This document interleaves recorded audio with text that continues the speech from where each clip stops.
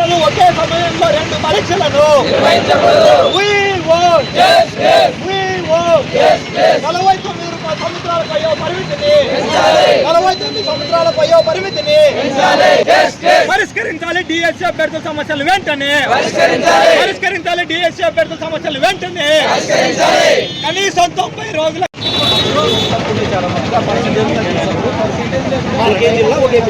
ఒకే జిల్లా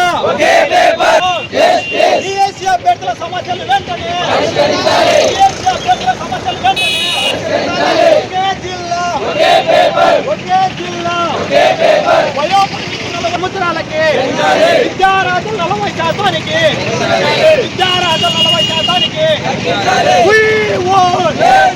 సమయాన్ని పరీక్ష సమయాన్ని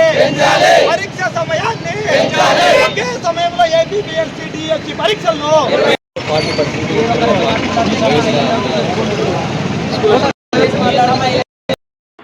కూటమి ప్రభుత్వం నిరుద్యోగులు అనేక పోరాటాల తర్వాత డిఎస్సి నోటిఫికేషన్ విడుదల చేసింది. అయితే ఈ నోటిఫికేషన్లో అనేక కుంటి సాగులు చూపుతూ అనేక మందిని అనర్హులుగా చేసేటువంటి కార్యక్రమానికి కూడా ఈరోజు కూటమి ప్రభుత్వం శ్రీకారం చుట్టింది.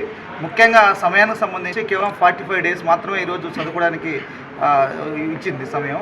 వాస్తవానికి దాదాపు 56 పుస్తకాలు ఉన్నాయి. వీటన్నింటినీ కనీసం రివిజన్ చేసుకున్నా కనీసం టైం అవసరం ఉంటుంది. కాబట్టి మేము డివైఎఫ్ఐ అడుగుతున్నా కనీసం 90 రోజులైనా వీళ్ళు చదువుకోవడానికి వెసులుబాటు కల్పించాలనేటువంటిది మా ప్రధానమైన డిమాండ్. అట్లే వయోపరిమితికి సంబంధించి 2018లో ఏదైతే 44 ఉందో అదే మళ్ళీ కొనసాగించి దానికి ఇంకా 6 నెలలు తగ్గించారు. ఇది అన్యాయం. ఇప్పటికే చాలామంది అనర్హులు అయిపోతున్నారు. వాళ్ళందరికీ కూడా అవకాశం ఇవ్వాలంటే తప్పనిసరిగా కనీసం 47కి వయో పరిమితి ఇచ్చి వాళ్ళందరూ కూడా డిఎస్సి రాసుకోవడానికి వెసులుబాటు కల్పించాలనేటువంటిది మేము అడుగుతున్నాం. అట్లే జిల్లా అంతటి కూడా ఒకే పేపర్ పెట్టడం ద్వారా ఎవరికి ఇబ్బంది ఉండదు. అందుకని జిల్లా అంతా కూడా ఒకే జిల్లాకు ఒకే పేపర్ ఒక విధానాన్ని తీసుకొచ్చి నిరుద్యోగులందరినీ కూడా రాష్ట్ర ప్రభుత్వం న్యాయం చేయాలి, నిరుద్యోగులకు రకంగా న్యాయం చేయాలనేటువంటిది మేము డివైఎఫ్ఐగా అడుగుతున్నాం. అలాగే బ్యాక్లాగ్ పోస్ట్ సంబంధించి ఇందులో ఎక్కడ మెన్షన్ చేయలేదు. అలాగే ఫిజికల్ హ్యాండిక్యాప్కి సంబంధించిన పోస్టులు ఎక్కడ లేవు. అందుకని వాళ్ళ పోస్టులు కూడా చేర్చాల్సిన అవసరం ఉంది. ఇప్పటికే రాష్ట్రంలో వేలాది సంఖ్యలో వాళ్ళు ఉన్నారు. గతంలో చెప్పిన లెక్కల్లో ఉన్నాయి, కానీ వెరసి ఈరోజు చూస్తే ఈ లెక్కలు ఎక్కడ కూడా లేవు. ఇది ఒక సమస్య ఉంది. అలాగే ఎస్సీ ఎస్టీ బీసీలకు సంబంధించి ఈరోజు క్వాలిఫై ఆ రోజు వాళ్ళు డిగ్రీ చేశారు, పీజీ చేశారు, బీఈడీ ఆఖరికి టెట్ కూడా రాశారు. టెట్ రాసినప్పుడు 40% ఎలిజిబుల్ అయినప్పుడు ఇప్పుడు 45, 50 అని చెప్పి ఈరోజు ఎస్సీ ఎస్టీ బీసీలను అనర్హులుగా ప్రకటించే కార్యక్రమానికి ఈరోజు కుటుంబ ప్రభుత్వం శ్రీకారం చుట్టడం అన్యాయం. అందరికీ అవకాశం ఇవ్వాలంటే ఖచ్చితంగా కనీసం గతంలో పెట్టిన 40% ఏదైతే అర్హత ఉందో దాని ఆధారంగా అందరినీ కూడా డిఎస్సికి ఎలిజిబుల్ చేయాలనేటువంటిది మా డిమాండ్. ఈరోజు కర్నూలులో శాంతియుతంగా ఆందోళన చేస్తున్నాం. రాష్ట్ర ప్రభుత్వం ఈ డిమాండ్ల మీద తక్షణం స్పందించి నిరుద్యోగులకు ఉన్నటువంటి అనుమానాల మీద, నిరుద్యోగులకు ఉన్నటువంటి ఏదైతే అనుమానాలు ఉన్నాయో వాటిని నివృత్తి చేయడానికి రాష్ట్ర ప్రభుత్వం చర్యలు తీసుకోవాలని, ఈ సమస్యలు పరిష్కారం చేయాలని చెప్పి మేము డివైఎఫ్ఐగా డిమాండ్ చేస్తున్నాం.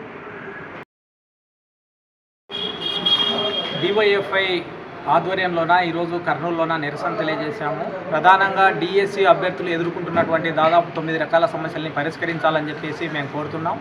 డిఎస్సి అభ్యర్థులందరూ కూడా ఈరోజు కోరుకుంటున్నది ఒకే జిల్లాకి ఒకే పేపర్ ఉండాలి, అలాగే పరీక్షకు చదువుకోవడానికి సమయం పెంచాలి.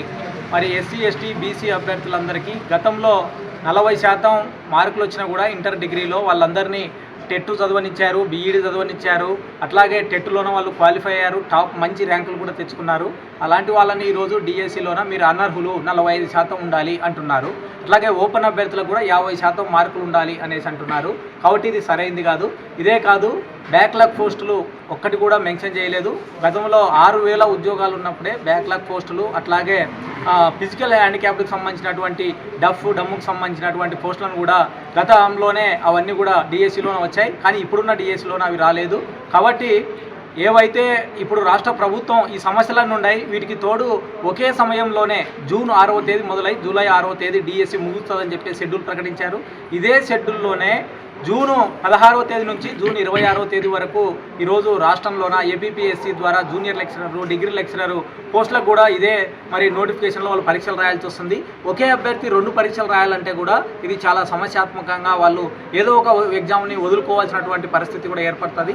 కాబట్టి న్యాయబద్ధమైనటువంటి కోరికలు, న్యాయబద్ధమైనటువంటి సమస్యలు ఏవైతే ఉన్నాయో డిఎస్ అభ్యర్థులవి, ఇవన్నీ కూడా రాష్ట్ర ప్రభుత్వం సానుకూలంగా స్పందించి వెంటనే అవన్నీ పరిష్కారం చేయాలి. అవి కనుక పరిష్కారం చేయకపోతే ఉద్దేశపూర్వకంగా నిరుద్యోగుల మీద ఈ రాష్ట్ర ప్రభుత్వం, ముఖ్యంగా ఈ కూటమి ప్రభుత్వం అన్యాయంగా అక్రమంగా వ్యవహరించి చాలామందిని అనర్హులుగా ప్రకటించినట్టు భావించాల్సి వస్తుందని చెప్పేసి మేము డివైఎఫ్ఐగా డిమాండ్ చేస్తున్నాం.